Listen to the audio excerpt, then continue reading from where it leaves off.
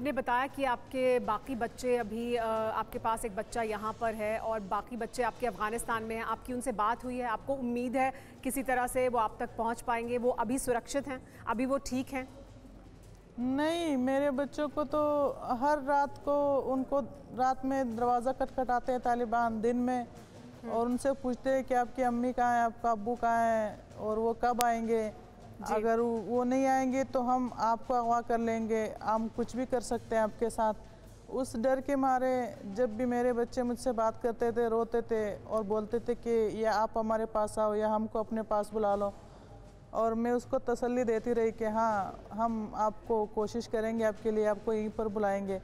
और आज तकरीबन 1 हफ्ता 9 दिन इतने हो गए, हमारी बिल्कुल उनसे बात ही नहीं हो पाई। अपना घर छोड़कर पता नहीं कि वो कहाँ चले गए, डर के मारे। मुझे अपने बच्चों का भी पता नहीं है कि वो कहाँ पर गए। इससे बड़ा दुख और तकलीफ नहीं हो सकता कि आपने खुद इतना कुछ झेला है, इतना कुछ सहा है, और आपके बच्चों से भी अब आपका संपर्क नहीं है, उनकी सुरक्षा को भी आप सुनिश्चित नहीं कर सकती हैं। लेकिन वो किसके साथ हैं, आपको कुछ मालूम है अब? और क्या कोशिश कर रहे हैं? आपने बात की है कहीं पर, कैसे वो वापस आ सकते हैं यहाँ हिंदुस्तान में, आपके पास आ सकते हैं?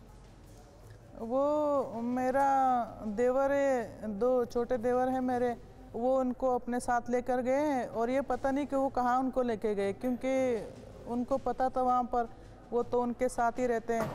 और पता नहीं कि तालिबान ने उनको ऐसे क्या बोला है जो वो अपना घर छोड़कर चले गए। वो मेरे देवर ही उनके साथ है, वो लेकर गए उनको, पर अभी तक हमें उन्होंने कुछ नहीं बताया, हमसे फ़ोन पर बात भी नहीं हो पाई उनकी। खातिरा, आपके जो परिवार है, जैसा आपने बताया कि आपके पिता ने ही आपके साथ दगा किया, उन्होंने ही जाकर तालिबान को बता दिया।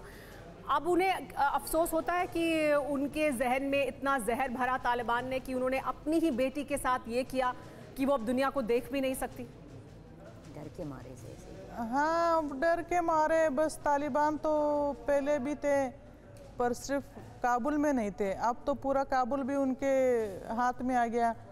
और मेरा अब्बू भी जब जेल गया तो उसके बाद मुझसे बोलने लगा कि मैंने ये सब कुछ किया डर के मारे किया। उन्होंने मुझे बोला कि आपकी बेटी जा रही है पुलिस में, उसने काम शुरू किया, उससे हमको ख़तरा है। और उसने बोला कि फिर मैं कुछ भी नहीं कर सकता था, और मैं खुद उनके डर की वजह से कुछ नहीं कर पाया। खातिरा, आपकी तरह की न जाने कितनी महिलाएं होंगी अफगानिस्तान में, किन किन को आपने देखा? क्योंकि आपने बताया कि आप महिलाओं पर होने वाले जुल्म देख रही थी और इसी वजह से आप पुलिस में जाना चाहती थी। किस तरह का जुल्म तालिबान ने महिलाओं पर अभी तक किया है, तब जबकि वो सत्ता में नहीं थे, जबकि वो पावर में नहीं थे? अब तो वो पूरी तरह से पावर में आ चुके हैं। कैसे कैसे जुल्म किए हैं उन्होंने महिलाओं पर?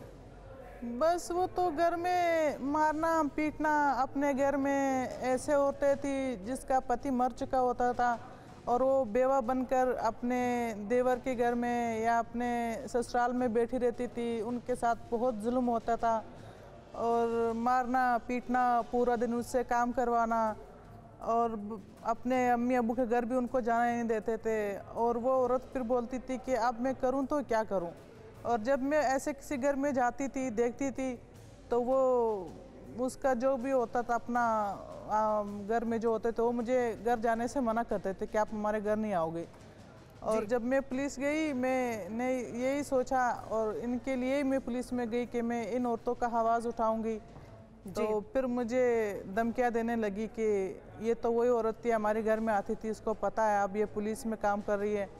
फिर भी बहुत मना किया मुझे, पर मैंने फिर भी उसकी बात नहीं मानी और फिर भी मैं अपना काम करने लगी। सलाम है, आपकी हिम्मत को सलाम है कि आपने इतनी हिम्मत दिखाई, ये जानते हुए कि आपके साथ इस तरह की बर्बरता तालिबान कर सकते हैं। न्यूज़ टॉप 9 रोज सुबह 7 बजे और शाम 7 बजे सिर्फ TV9 भारतवर्ष पर।